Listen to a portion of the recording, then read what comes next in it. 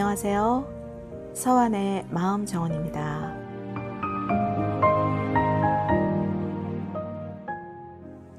요즘 젊은 엄마들은 너나 할 것 없이 자식을 천재로 키우려고 합니다.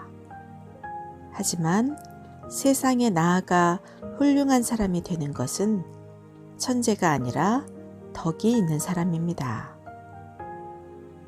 오늘날 많은 사람들에게 존경을 받고 지도자의 위치에서 사회를 이끄는 사람은 천재가 아니라 덕이 높은 사람입니다.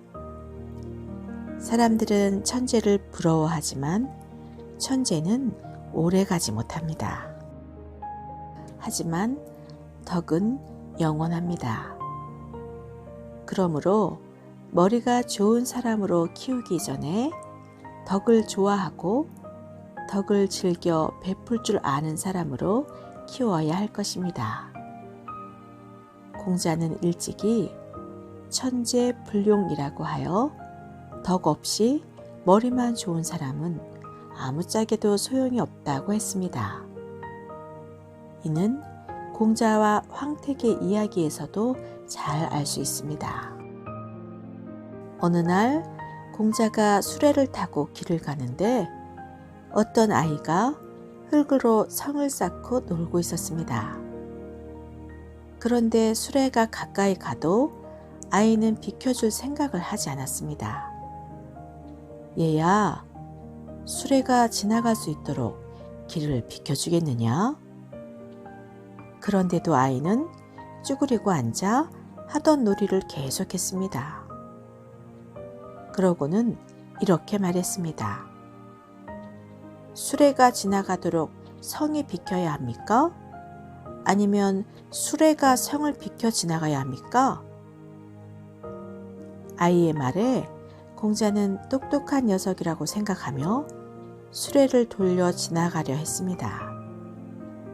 그러다가 아이에게 이름과 나이를 물어보았습니다. 그러자 이름은 황택이며 나이는 8살이라고 했습니다. 이에 공자는 한 가지 물어보아도 되겠느냐? 그러고는 바둑을 좋아하느냐고 물어보았습니다. 그러자 황택은 이렇게 말했습니다. 군주가 바둑을 좋아하면 신하가 한가롭고 선비가 바둑을 좋아하면 학문을 닦지 않고 농사꾼이 바둑을 좋아하면 농사일을 못하여 먹을 것이 풍요롭지 못하게 되거늘 어찌 그런 바둑을 좋아하겠습니까?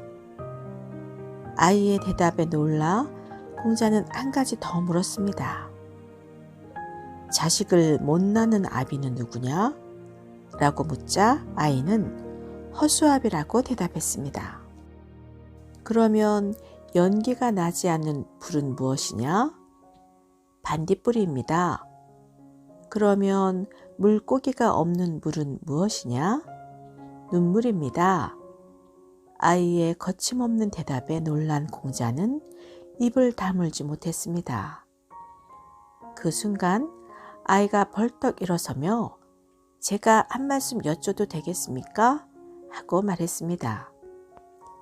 공자가 그렇게 하라고 이르자 아이는 이렇게 물었습니다. 아주 추운 겨울에 모든 나무의 잎들이 말라버렸는데 어찌 소나무만 잎이 푸릅니까? 공자는 잠시 생각하다가 속이 꽉 차서 그럴 것이다 하고 대답했습니다. 그러자 아이가 다시 물었습니다. 그렇다면 속이 텅 빈 저 대나무는 어찌하여 겨울에도 푸릅니까? 그러자 공자는 그런 사소한 것 말고 큰 것을 물어보아라고 했습니다. 그러자 아이가 다시 물었습니다. 하늘의 별이 모두 몇 개입니까? 그건 너무 크구나. 그럼 땅 위의 사람은 모두 몇 명입니까?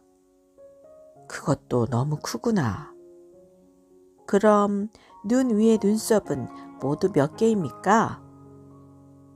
아이의 질문에 공자는 아무런 대답을 하지 못했습니다. 공자는 아이가 참 똑똑하다고 생각했습니다. 그리하여 아이를 가르쳐 제자로 삼고 싶다는 생각을 잠시 했습니다. 하지만 공자는 아이가 머리는 좋으나 덕이 부족해 궁극에 이르지 못할 것이라는 사실을 내다봤습니다. 그리하여 다시 수레에 올라 가던 길을 계속 갔습니다.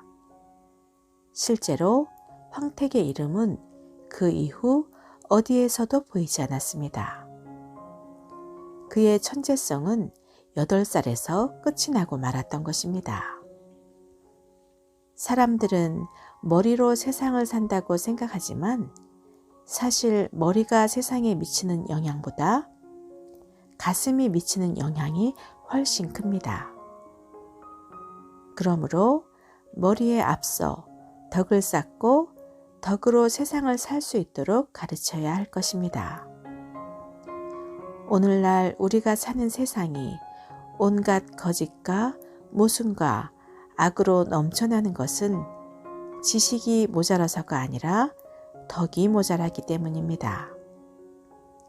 그러므로 우리가 아이들에게 가르쳐야 할 것은 천재 교육이 아니라 재주가 덕을 이겨서는 안 된다는 소박한 진리일 것입니다.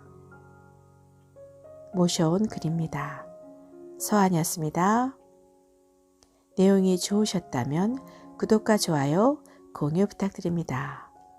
끝까지 시청해 주셔서 진심으로 감사합니다.